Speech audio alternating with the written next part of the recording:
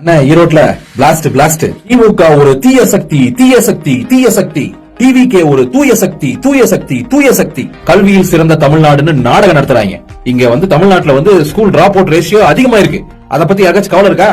இவங்க எல்லாம் ஆட்சி நடத்துறாங்களா இல்ல டிராமா கம்பெனி நடத்துறாங்களா அப்படின்ட்டு போற போக்குல ஒன்னு பேசிட்டு போயிட்டாரு. 2015-16 அகாடமிக் இயர்ல 8% இருந்த school drop out ratio 2017-18 academic இயர்ல 16.2% அப்படி 100% ரைஸ் ஆச்சு. அப்போ தமிழ்நாட்டுல கல்வித்துறை அமைச்சரா இருந்தவர் யார் தெரியுமா?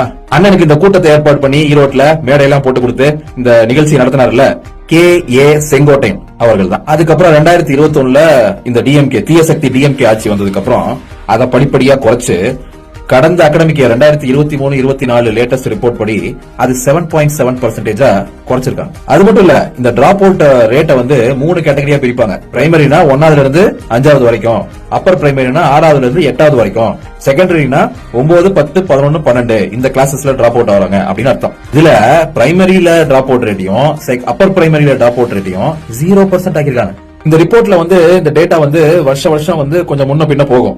ஆனா எந்த வருஷத்துலயாச்சும் போன வருஷத்தை கம்பேர் பண்ணும்போது சடனா ஸ்பைக் ஆகுது, 100%, 50%, 80% ஸ்பைக் ஆகுதுன்னா தான் அப்போ அந்த வருஷத்துல ஏதோ ஒண்ணு பாலிசி லெவல்ல பெரிய சிக்கல் நடந்திருக்கு அப்படின்னு அர்த்தம். ஆனா நமக்கு இதெல்லாம் மேட்டரா?